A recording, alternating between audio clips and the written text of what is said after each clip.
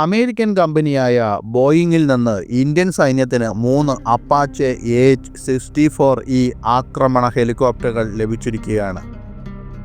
ഇവ 4168 കോടി രൂപ വിലമതിക്കുന്ന 6 അപ്പാച്ചെ ഹെലികോപ്റ്ററുകൾക്കായുള്ള കരാറിൻ്റെ ഭാഗമാണ്.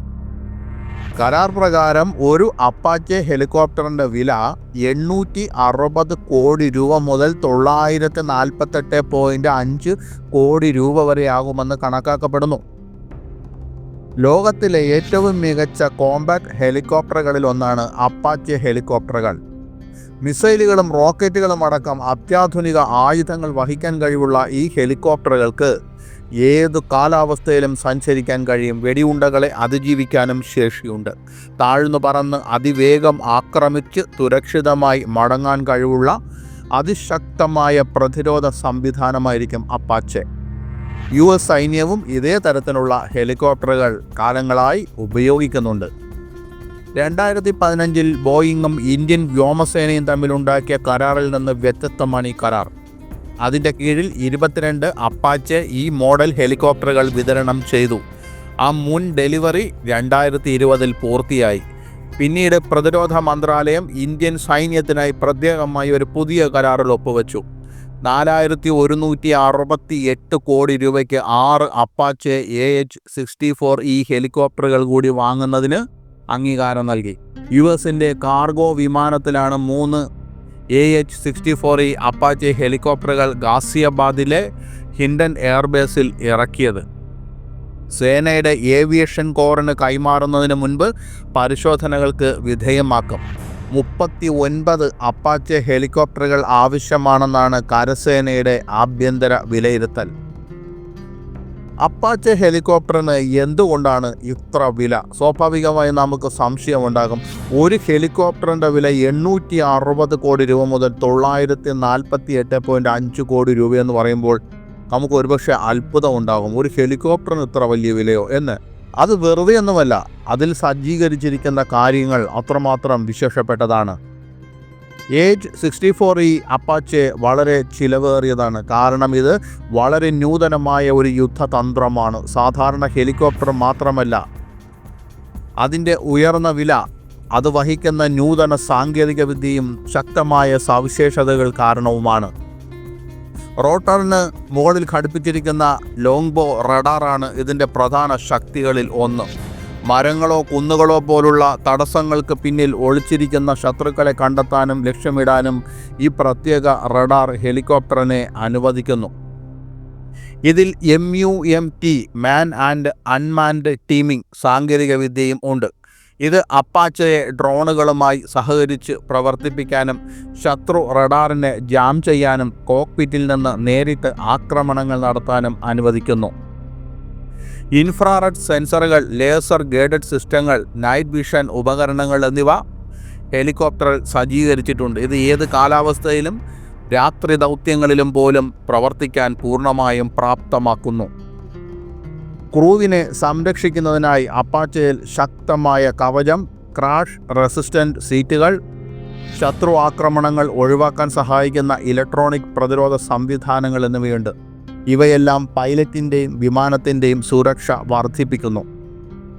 അപ്പാച്ചയിൽ മറ്റെന്തൊക്കെ പ്രധാന സവിശേഷതകളാണുള്ളത്? AH-64E അപ്പാച്ചെ ഒരു യുദ്ധ ഹെലികോപ്റ്ററിൻ്റെ ഏറ്റവും പുതിയതും ഏറ്റവും നവീകരിച്ചതുമായ പതിപ്പാണ്. യുദ്ധസമയത്ത് ഒന്നിലധികം ജോലികൾ കൈകാര്യം ചെയ്യുന്നതിനായി ഇത് പ്രത്യേകം രൂപകൽപ്പന ചെയ്തിരിക്കുന്നു. വളരെ ദൂരെ നിന്ന് വിവരങ്ങൾ കണ്ടെത്താനും ശേഖരിക്കാനും കഴിയുള്ള നൂതന സെൻസറുകൾ ഇതിലുണ്ട്. ഗ്രൗണ്ട് യൂണിറ്റുകൾ, ഡ്രോണുകൾ, കമാൻഡ് സെൻറ്ററുകൾ എന്നിവ പോലുള്ള ചുറ്റുമുള്ള മറ്റ് സിസ്റ്റങ്ങളുമായി ഈ ഹെലികോപ്റ്ററിന് കണക്ട് ചെയ്യാനും കഴിയും. ദൗത്യങ്ങൾക്കിടെ പ്രകടനവും ഏകോപനവും മെച്ചപ്പെടുത്തുന്നതിന് ലഭ്യമായ എല്ലാ ഉപകരണങ്ങളും ഡേറ്റയും ഇത് ഉപയോഗിക്കുന്നു. ഏറ്റവും നൂതനമായ മൾട്ടി റോൾ കോമ്പാക്ട് എയർക്രാഫ്റ്റുകളിൽ ഒന്ന് തന്നെയാണ് അപ്പാച്ചെ എന്ന് നമുക്ക് ധൈര്യമായി പറയാം. ഇത് US സൈന്യം ഉപയോഗിച്ച് ഹെലികോപ്റ്ററിൻ്റെ കഴിവ് തെളിയിച്ചിട്ടുള്ളതാണ്. ആക്രമണത്തിനും രഹസ്യാന്വേഷണത്തിനുമെല്ലാം US ഈ ഹെലികോപ്റ്ററിനെ ആശ്രയിച്ചിട്ടുണ്ട്. 30mm M230 chain gun, 70mm Hydra റോക്കറ്റുകൾ, 6 കിലോമീറ്റർ ദൂരെ നിന്ന് കവചിത വാഹനങ്ങളെയും ടാങ്കുകളെയും തകർക്കാൻ ശേഷിയുള്ള AGM-114 ഹെൽഫയർ മിസൈലുകൾ എന്നിവയെല്ലാം തന്നെ ഇതിലുണ്ടാകും. എയർ ടു എയർ സ്റ്റിംഗർ മിസൈലുകളും ഉണ്ട്. ഏത് കാലാവസ്ഥയിലും ഇതെല്ലാം സജ്ജവുമാണ്. ഈ കരാർ എന്താണ് കാണിക്കുന്നത്? മേക്ക് ഇൻ ഇന്ത്യ സംരംഭത്തിനായുള്ള താൽപ്പര്യങ്ങൾക്കിടയിലും ഇന്ത്യ ഇപ്പോഴും വിദേശ പ്രതിരോധ ഉപകരണങ്ങളെ ആശ്രയിക്കുന്നുവെന്ന് ഈ ഹെലികോപ്റ്ററുകളുടെ വാങ്ങൽ പ്രതിഫലിപ്പിക്കുന്നു. എന്നിരുന്നാലും അപ്പാച്ചെ പോലുള്ള ഹെലികോപ്റ്ററുകൾ വളരെ വികസിതവും തന്ത്രപരമായി പ്രധാനപ്പെട്ടതുമാണെന്നും പ്രാദേശികമായ ചില ബദലുകൾ ഉപയോഗിച്ച് എളുപ്പത്തിൽ മാറ്റിസ്ഥാപിക്കാൻ കഴിയില്ലെന്നും അറിയേണ്ടതും പ്രധാനമാണ്. കാരണം ഈ ഹെലികോപ്റ്ററിന് ബദലായി മറ്റൊരു ഹെലികോപ്റ്ററിന് ഉപയോഗിക്കാൻ സാധ്യമല്ല. അത്രമാത്രമാണ് അപ്പാച്ചയുടെ ആവശ്യകതയും അതിൻ്റെ നൂതനമായ സാങ്കേതിക വിദ്യകളും. അതിനു പകരം അത് മാത്രമേ ഉള്ളൂ എന്ന് തന്നെയാണ് നമ്മൾ മനസ്സിലാക്കേണ്ടത്. ഇന്ത്യയുടെ പടിഞ്ഞാറൻ അതിർത്തി സംഘർഷഭരിതമായിരിക്കെ പാകിസ്ഥാൻ അതിർത്തിക്കടുത്തുള്ള അപ്പാച്ചയുടെ സാന്നിധ്യം പോരാട്ട തന്ത്രങ്ങളെ തന്നെ മാറ്റി എഴുതിയേക്കും.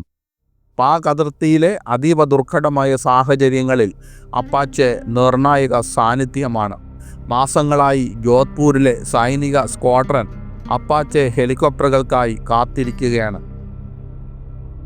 1991 ഒന്നാം ഗൾഫ് യുദ്ധത്തിൻ്റെ സമയത്ത് സംഹാര താണ്ഡവമാടിയ ഹെലികോപ്റ്ററാണ് അപ്പാച്ചെ. ഇറാഖി സൈന്യത്തിന് കനത്ത നാശമാണ് അപ്പാച്ചെ ഉണ്ടാക്കിയത്. കരയിലെ സൈനികരെയും കവചിത വാഹനങ്ങളെയും ആക്രമിക്കാൻ അപ്പാച്ചയ്ക്ക് ശേഷിയുണ്ട്. മണിക്കൂറിൽ 311 കിലോമീറ്റർ വേഗത്തിൽ പറക്കുന്ന അപ്പാച്ചയ്ക്ക് ഇന്ധനമില്ലാതെ 611 മീറ്റർ പറക്കാൻ കഴിയും. 1200 പ്രാവശ്യം നിറയൊഴിക്കാൻ സാധിക്കുന്ന പീരങ്കിയും അപ്പാച്ചെ വഹിക്കുന്നുണ്ട്. പകലെന്നോ രാത്രിയെന്നോ വ്യത്യാസമില്ലാതെ അപ്പാച്ചെ പ്രവർത്തിക്കും. 1 മിനിറ്റിൽ താഴെ സമയം കൊണ്ട് 128 ലക്ഷ്യങ്ങളെ കണ്ടെത്താൻ അപ്പാച്ചയ്ക്ക് കഴിയും. ഒരേ സമയം 16 എതിരാളികളെ നേരിടാനും സാധിക്കും.